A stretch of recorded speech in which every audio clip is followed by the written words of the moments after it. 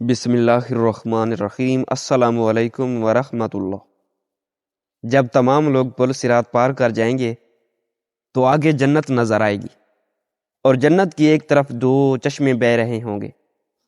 سارے جنتی ایک چشمے سے وضو کریں گے اور ایک چشمے کا پانی پی لیں گے۔ جب پانی پی لیں گے تو سینے کا کھوٹ، انسان کے اندر کی تمام منفی چیزیں ختم کر دی جائیں گی، جیسے حسد، کینہ، بغض، دشمنی وغیرہ وغیرہ۔ اور جب وضو کریں گے تو مرد عورت دونوں کا چہرہ صاف ستھرا اور روشن کر دیا جائے گا۔ جب جنتیوں کو جنت کے اندر داخل کیا جائے گا تو ان کو کچھ انبیاء کی خصوصیات سے نوازا جائے گا۔ یوسف علیہ السلام کی خوبصورتی سے نوازا جائے گا، داؤد علیہ السلام کی میٹھی آواز سے نوازا جائے گا، ایوب علیہ السلام کے دل والی صفات نوازی جائے گی، حضرت عیسیٰ علیہ السلام کی عمر نوازی جائے گی۔ حضرت عیسیٰ علیہ السلام کی عمر 34 سال تھی، یعنی جنت میں انسان کی عمر ہمیشہ 34 سال ہی رہے گی۔ اور حضرت محمد صلی اللہ علیہ وسلم کے اخلاق نوازے جائیں گے۔ جیسے ہی لوگ جنت میں داخل ہوں گے تو اللہ پاک سب کو اپنا دیدار کروائیں گے۔ سورۃ القیامہ آیت نمبر 22-30، جس کا ترجمہ ہے، اور اس دن جنت میں بہت سارے چہرے تر و تازہ ہوں گے اور اپنے رب کو دیکھ رہے ہوں گے۔ پھر اللہ پاک فرمائیں گے، میرے بندو، تم لوگوں کو ایک عالیشان زندگی مبارک ہو، اور اب موت ختم، جوانی مبارک، اب بڑھاپا ختم، بادشاہی مبارک، اب غریبی ختم، امیری مبارک۔ اور پھر کہے گا، میرے بندو، تم نے دنیا میں مجھے خوش کیا، جیسے میں نے کہا ویسے کیا، اپنی خواہشوں کو میرے احکامات پر قربان کیا، اپنی مرضی سے نہیں جیے، اپنی خواہشات کو اور اپنے جذبات کو میرے احکامات کے آگے قربان کر دیا۔ آج تم لوگوں کو میں وہ زندگی دے رہا ہوں جو میں نے اپنی مخلوقات میں سے کسی کو بھی نہیں دی۔ جاؤ، کھاؤ، پیو اور مزے کرو۔ جنت میں داخل ہوتے ہی کارپٹ بچھائے جائیں گے، جن پر تخت لگا کر جنتیوں کو بٹھایا جائے گا۔ قرآن پاک میں ایک جگہ پر اللہ تعالیٰ فرماتے ہیں، وہ جو جنت میں میں نے تم لوگوں کے لیے قالین بچھائے ہیں، ان کے اوپر جو نقش و نگار ہیں، ان کو تو چھوڑو، اوپر سے میں نے کیسے بنایا ہے یہ میں نہیں بتاتا۔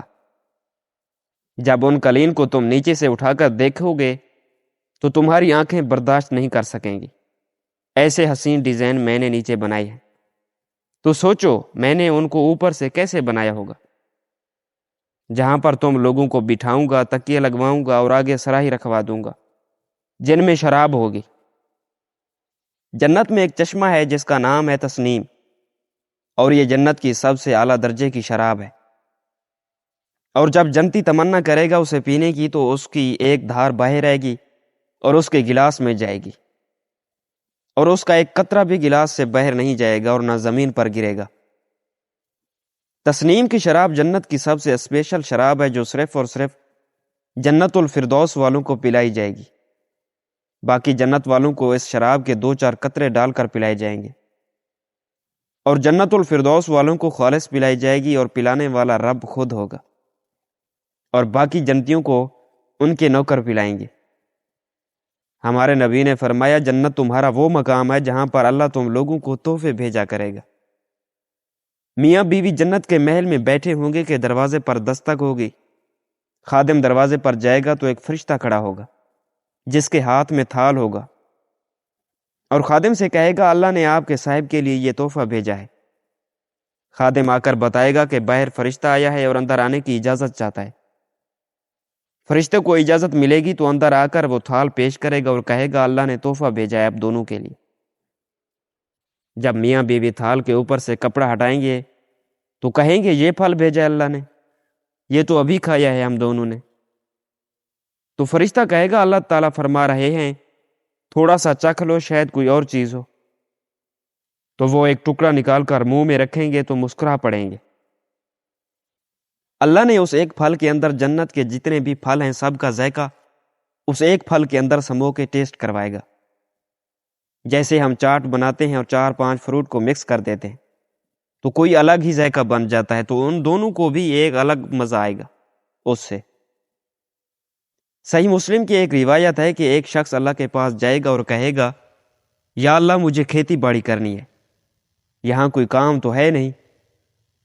اللہ فرمائے گا، ضرورت کیا ہے تمہیں، جنت تو دے دی ہے، ابھی بھی تمہیں کھیتی باڑی کرنی ہے۔ اللہ کہے گا ٹھیک ہے پھر جاؤ کرو کھیتی باڑی۔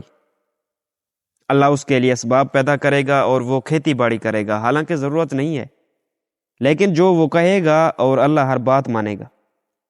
اللہ جنت میں اپنے بندے کا ہر لاڈ مانے گا، جو بھی وہ منہ سے نکالے گا اللہ پاک اسے پورا کرے گا۔